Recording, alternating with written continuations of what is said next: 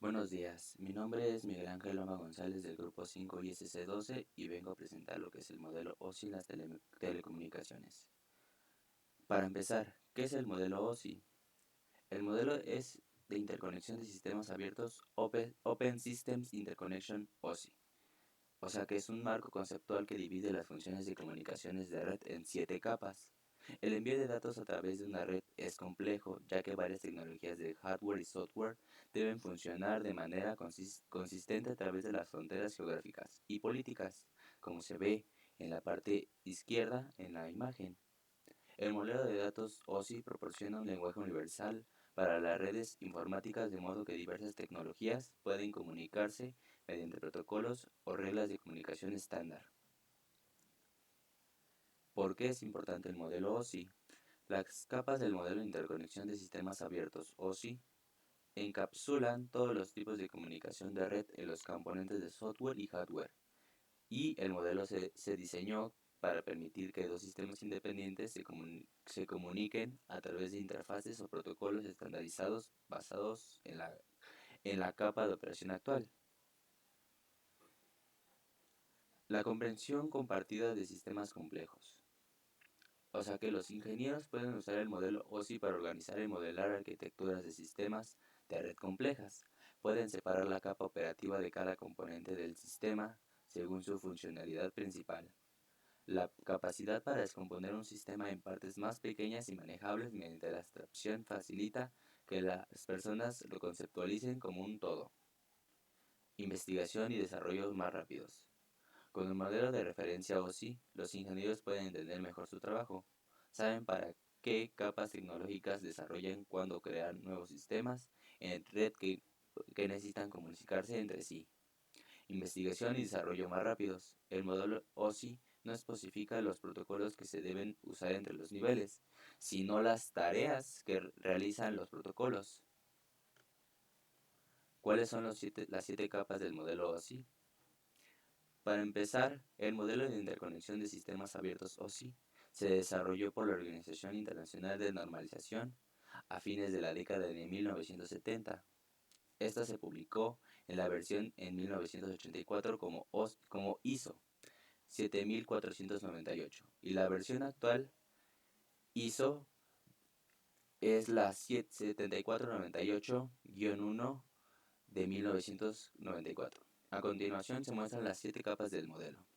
Para empezar, la capa física se refiere al medio de comunicación físico y las tecnologías para transmitir datos a través de ese medio. Su esencia, la comunicación de datos es la transferencia de señales digitales y electrónicas a través de varios canales físicos como cables de fibra óptica, cables de cobre y aire. La capa física incluye estándares para tecnologías y métricas estrechamente relacionadas con los canales, ya sea Bluetooth o NFC, y velocidades de transmisión de datos. La siguiente capa es la capa de enlace de datos. Esta consiste en los datos que se refiere a las tecnologías utilizadas para conectar dos máquinas a través de una red, donde la capa física existe, o sea, ya es existente, pero gestiona los marcos de datos, que son señales digitales encapsuladas en paquetes de datos, o sea, el control de flujo y el control de errores. De estos datos pueden surgir errores, ya que son enfocados a la clave de la capa de datos, o sea, el Ethernet es un ejemplo de un estándar de este nivel. La capa de enlace de datos a menudo se divide en dos subcapas, la capa de control de acceso a los medios de la MAC y la capa de control de enlace lógico, LLC. Posteriormente tenemos la capa de red. Esta se ocupa en conceptos como el enrutamiento, el reenvío y el direccionamiento a través de una red dispersa o de múltiples redes conectadas de nodos o máquinas. O sea que la capa de red también puede gestionar el control de flujo en Internet.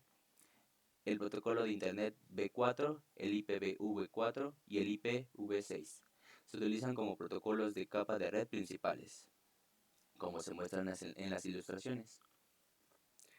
Tenemos la capa de transporte. Su objetivo principal de transporte es garantizar que los paquetes de datos lleguen en el orden correcto, sin pérdidas ni errores, o que se puedan recuperar sin problemas si es necesario.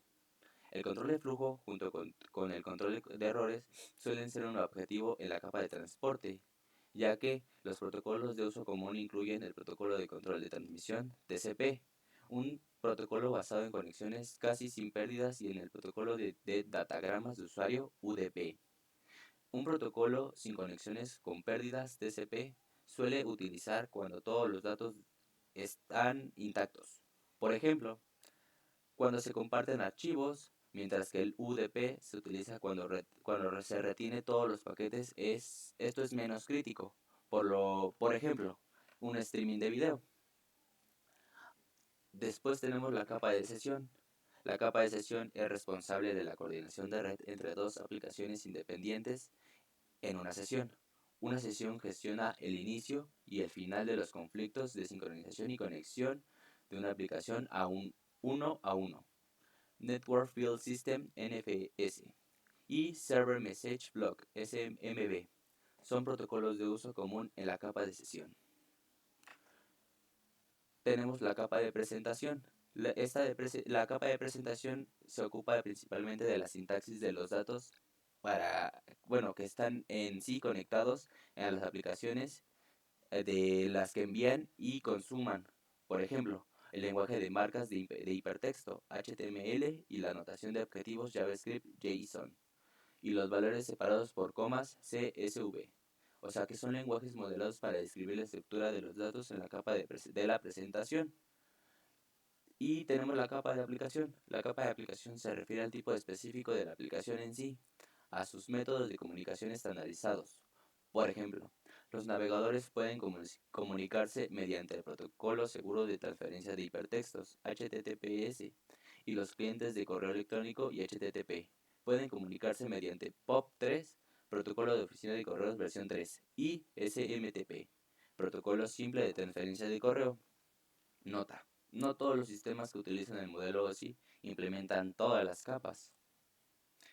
Y esto ha sido todo de mi parte, y